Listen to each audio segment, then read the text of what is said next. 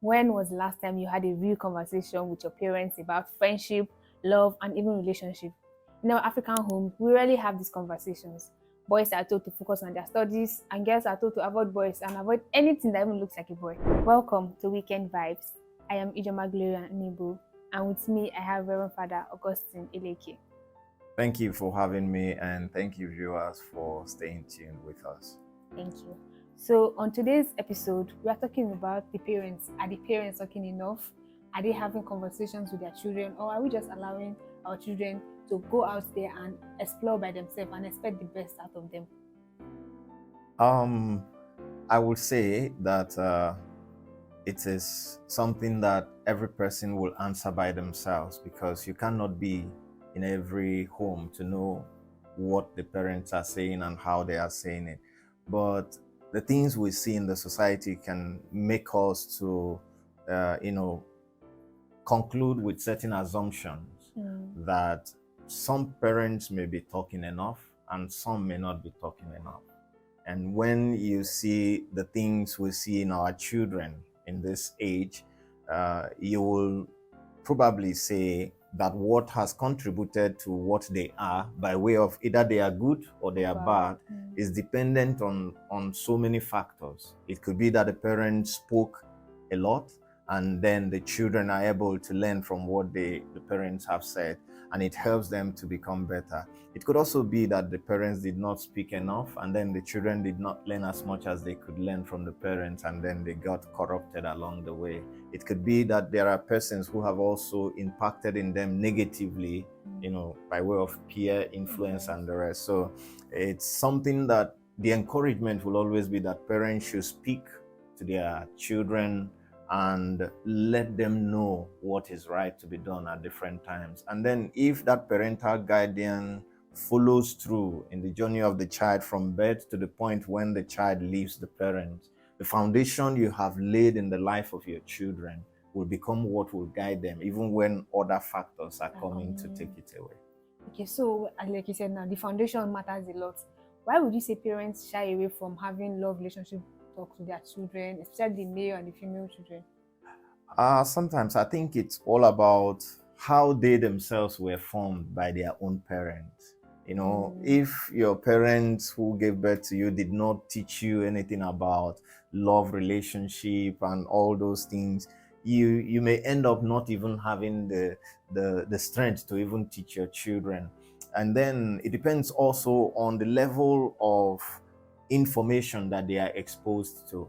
If you are not exposed to informations about relationship, about how you're going to deal with your children as they are growing up, you may end up using only the information you have, and that is only what you can offer. And if another person offers something different, you will realize that the child may want to catch up with that, because that will look so fancy for the child. So I think it's more of what the parents have learned over time from their own experience, and that is what they are communicating. But we must continue to expose ourselves to information that will help us in training children. Things are coming out every day, and if you don't update yourself, you will be operating like in analog age. The generation that we are in, they call it Gen Z, and the children, their brain are too active. So you must also be up to date to be able to attend to their needs. In reference to this Gen Z that you mentioned now, yes, is there a particular age that it is right for the parents to start having these conversations, or just still leave them like I said, Gen Z, they will learn from the world, because everybody is exposed now? Yes. You have to play your role as a parent. True.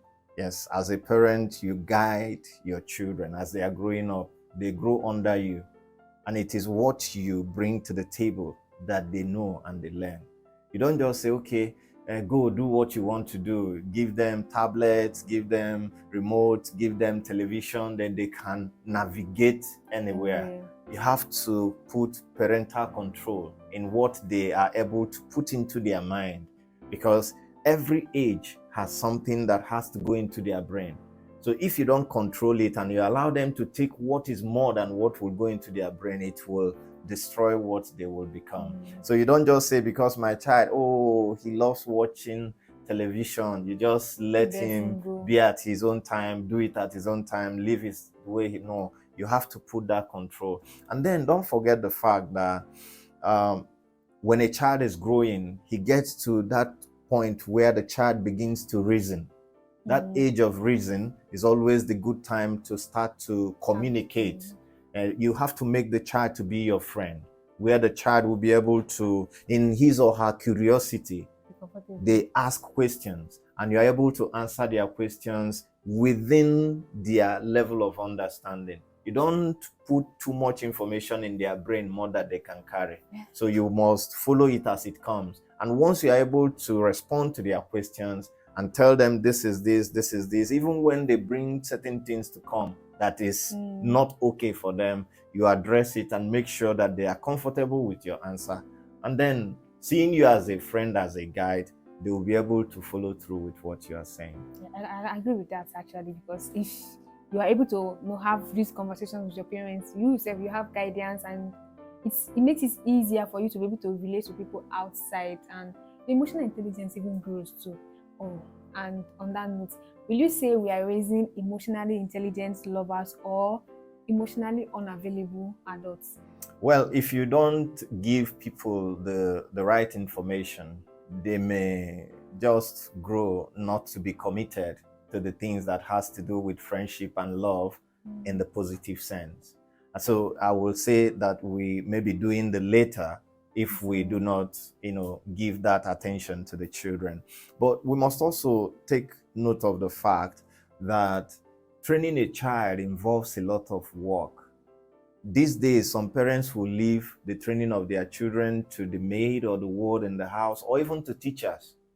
Social media. The child does not have what you call, friendly moment with the parent. The dad is not available, the mother is not available. She comes back from the market, she's tired. The father comes back from work, he's tired. No time for the children. So when the children want to ask any particular question or express what they feel in their heart, there is no time for them. So if you don't create a time for your children as a parent, then you are already sowing the seed that will destroy them.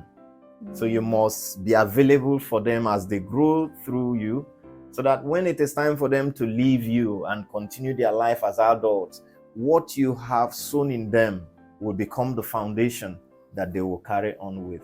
But if you are not there for them and another person pours a whole lot of toxic, information into their mind, they will become what you never imagined that they can become, especially in this age that we are talking about. So we must be careful, because parenting involves a whole lot. And then if you are not ready for it, don't go into it. If you're not ready for parenting, don't go into it. Yeah. But is there a way you know that, okay, I am ready for parenting? Well, if you have been nurtured by your parents and you feel that what your parents put into you have made you to become, matured enough to be able to take up that responsibility, then you are ready. You cannot be as ready as you should be, but you must have certain level of maturity before you go into parenting. Otherwise, you give birth to a child and that child will be lost in your hand because you will not be available and you will not have time for that child. True. How can cultural values encourage or hinder healthy relationships? Well, it all depends on the values of the culture that you want to uphold. If you mean cultural values and you talk about in our culture, children must greet their parents, children must have respect for one another, a child must have respect for adults. Then these are values you must inculcate in your children. And those values are values of respect, values of compassion, values of kindness, values of being there to support each other. Our culture has great values that we can impact in our children, but it all depends on whether the parents are also knowledgeable about those values in our culture that they can impact in their children. So if you do not know the values that are in your culture, it will be difficult for you to impact it in the children. So the transition will be that I grow myself in the values of my culture that are positive. then I transmit it My child. to my child, and that child grows with it, and he or she transmits it. And that is the way we will make the world a better place. And that child will now be a child that has value, and these values are coming from the foundation of the culture that we uphold. Well, truthfully, you cannot give what you don't have. So Exactly. I understand what you're saying. Thank you so much for sticking with us today. I hope you have learned a lot. I, for one, have learned a whole lot. And until next week, do not forget to like, share, and drop your comments on the topic. Thank you, and have a lovely week ahead.